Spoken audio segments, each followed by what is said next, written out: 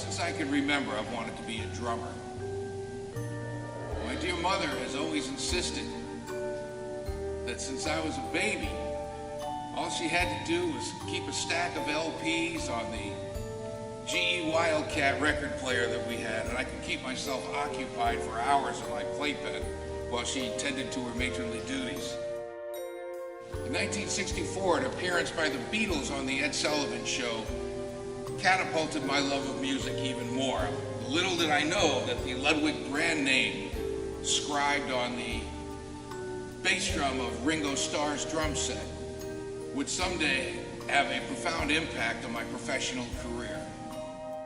I began to listen to the great timpanists of their generation, Vic Firth of the Boston Symphony Orchestra, and Cloyd Duff of the Cleveland Orchestra.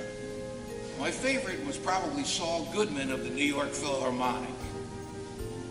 Saul taught at the Juilliard School in Lincoln Center, which was not far from where Columbia Records was housed. So I set my sights on New York City. Getting into Juilliard was the good news. Paying for Juilliard was another story. So I decided I would wheel my big Musser marimba, Musser also being manufactured by the Ludwig Company, out onto Broadway and 79th Street, and I'd play for passers-by, and hopefully they'd throw some quarters at me that would assist me in financing my education. I put my grand marimba into flight cases and was able to tie it down with an old checkered cab, which were enormous at the time, and downtown we went. I buzzed into the recording studio, they let me in, I moved the stuff inside, only to find out that they had no freight elevator. Now this was an old walk-up and they were on the 4th floor. The stairs were huge and the incline was steep.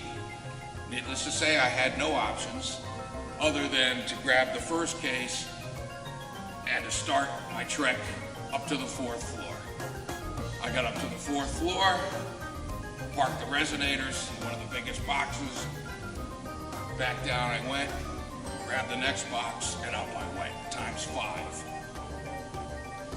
When I was done carrying the instrument into the studio, another session was just ending with some jingle singers, one of whom I heard on a payphone talking to an aspiring recording artist.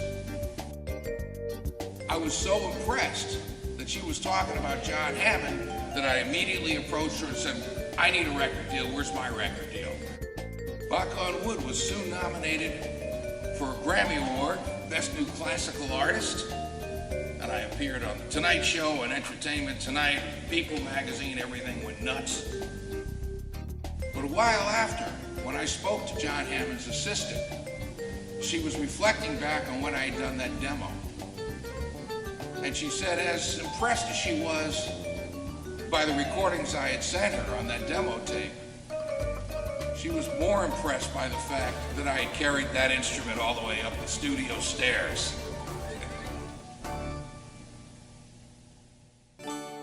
Back at the end of the Second World War in 1945, there was a timpani maker named Gunter Ringer, a German, who was fast becoming the Stradivarius of timpani makers. He made incredible instruments, and they were owned by almost every major orchestra in Europe at the time, but he was having a very difficult time turning a profit manufacturing these drums. So he called his friend in Chicago, Mr. William Ludwig Jr., and he asked him for some help. I guess requesting that he be bought out. And Mr. Ludwig was pleased to do so, but there were contingencies. One was that Gunter would now have to manufacture the drums at the Musser plant in Chicago, and they would also henceforth be called Ludwig Ringer timpani. When I signed with Ludwig Drum Company, another fellow signed with the Ludwig Drum Company as well, later went on to become their artist relations director. His name, a fellow by the name of Jim Catalano. And I used to see Jim quite a bit when I was out performing on the road or at Percussive Art Society conventions or what have you. And based on how generous the Ludwig family had been, when the company was family owned and operated, I would see Jim, and he would always be excited to see me. Say, "Hey, Brian, now that I see you in person, what can I do for you on behalf of Ludwig Drum Company?" I say, "Hey, Jim, you got any of those Ringer timpani around? Why don't you send me a set of Ludwig Ringers? That'd be great." And he would laugh, and he said, "You know, Brian, these drums are 50 grand, not to mention that we hardly make any money on them." I said, "Okay." And I'd see him 5, 10 years later. I said, "What can I do for you, Brian?" I said, "Jim, you got any of those Ludwig Ringers you could send me? That'd be great. I've always dreamed of owning those drums." I said, "Brian, that's just not going to happen. We don't do that for anybody." Next time, same thing. A few years ago, I saw Jim down as he was setting up the Ludwig booth down in Austin, Texas, at a Percussive Arts Society convention.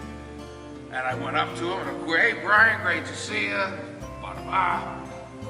What can I do for you on behalf of Ludwig?" And I said, "Hey, Jim, you got any of those Ringers around?" And he said, "You're not going to believe this." And my heart stopped, and I thought, well, wait a minute, now the joke's on me. Be careful, Jim, or you're going to see a grown man cry here. Well, at the time, Ludwig was moving its mallet plant, the Musser plant, out of Chicago up to Elkhart, Indiana, as a cost-saving measure. Jim was instructed the night before he arrived in Austin to stop by the plant and to oversee the move. He said, and lo and behold, under all of these instruments, there sat, in the original shipping crates, the last set of Ludwig Ringer timpani ever made by Gunter Ringer.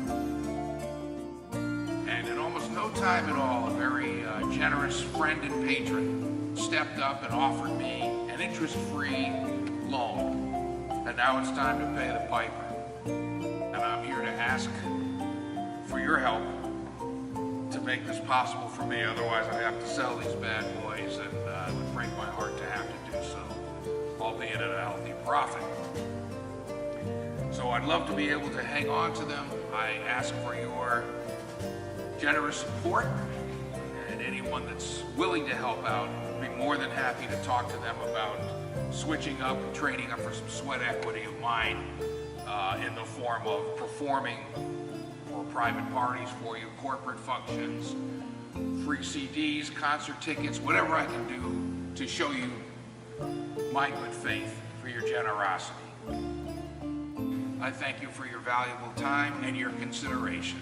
Thanks again.